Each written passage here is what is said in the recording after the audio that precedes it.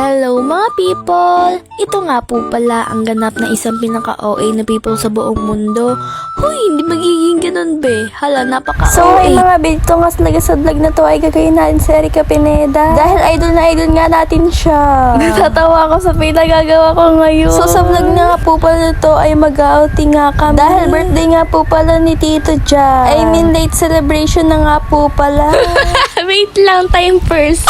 Okay, go na nga. So, sa araw na nga yan ay linggo nga po pala. Hindi na nga kami nakasimba dyan dahil mag-swimming nga raw kami. And nasaradoan ko nga po pala dyan yung pintuan namin. Dahil wala nga po pala magbabantay sa bahay namin yan, kundi yung aso namin. Ayan nga sila mama, ilalagay na nga yung mga gamit sa tricycle. Sabi ko kala tita, dito na nga lang ako uupo sa may likod ng tricycle. Dahil hindi na nga po pala ako kasya sa loob.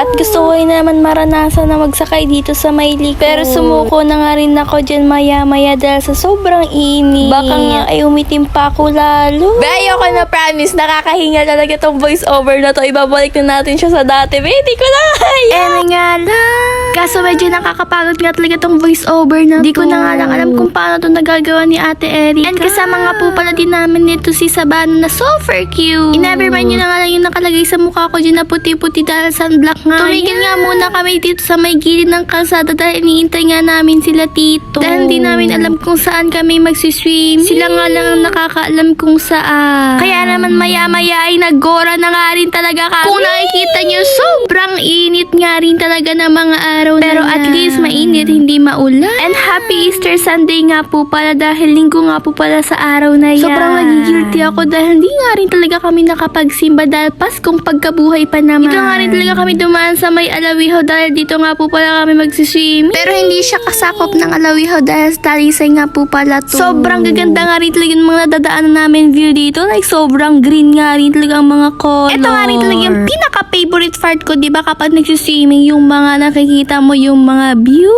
Like, I love you. Natatawa rin talaga ako sa pag-voice over ko dahil bumababa nga siya. Ewan ko ba kung pinipilit ko lang tong gantong boses dahil sobrang hirap nga rin talagang gayahin si Ate Erica. And tingnan nyo naman nga yung view dito. Oh, sobrang ganda na para bang nasa gubat nga rin talaga, parang nasa forest. Forest na gubat pa in English mo lang. Pero mas maganda nga rin talaga to. Huy, hindi naman. Para bang nagiging mabagal yung boses ko dito.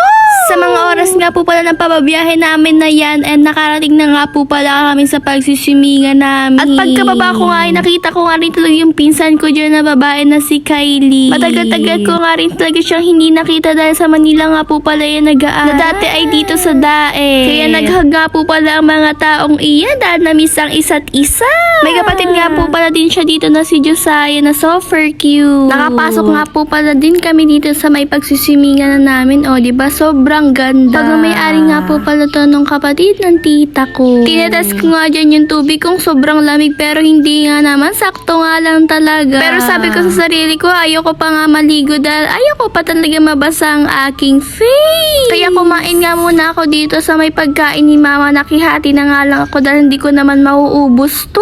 Kaya tawag pa ako dyan isa ba na para bang inaaya na ako pero ayoko pa nga. And nakita nyo ba sana nga po pala ang damit ko dyan tsaka ang buhok ko dahil nagladop na nga rin talaga ako. Grabe naman sa pagbaba ng boses.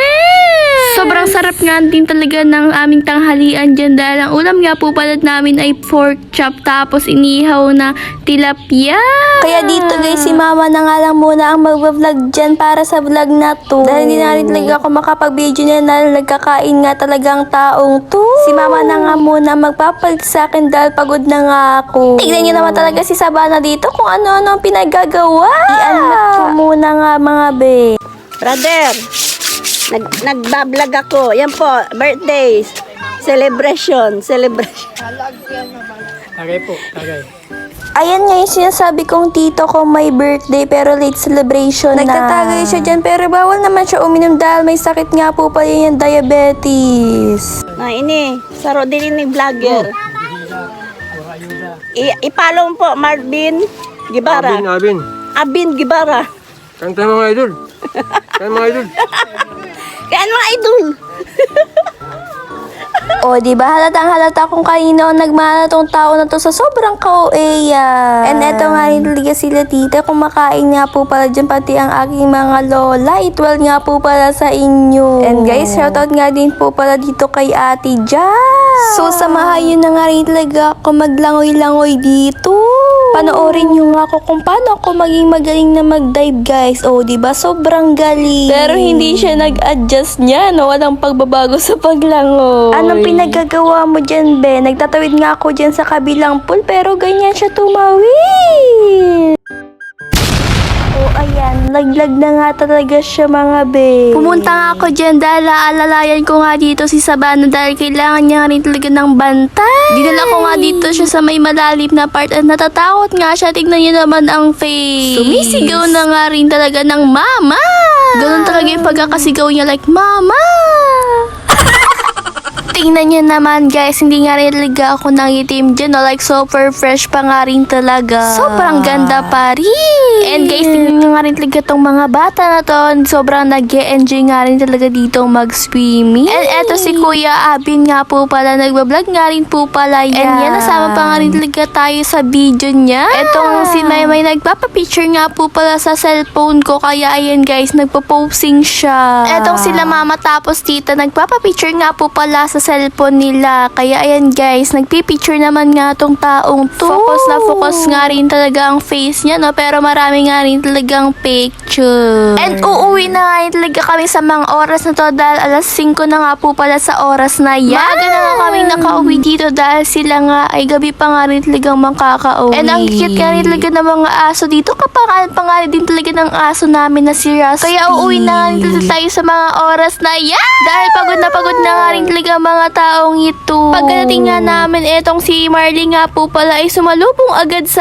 akin or sa amin. Nakikita nyo naman na sobrang excited na makita ako. Dahil maghapon nga kaming wala dito sa bahay, tas wala nga rin talaga kahit isang tao na nandito. Siya nga lang ang naiwan dito mag-isa. For real na to, tama na tayo sa boses na yun kasi nga sobrang nakakapagod talaga siya, like nakakahingal. Paano gagawa yun ni Ate Erica Pineda? Like sobrang natural lang nung ginagawa niyo, like voice over niya, sobrang galing. Isipin nyo, basher ako, but actually guys, nagagandaan talaga ako sa pag-voice over niya na yun. Like nakakatuwa siya, kaya hanggang dito lang talaga tong video na to. Sana mapansin niya tong video na to. Babay na!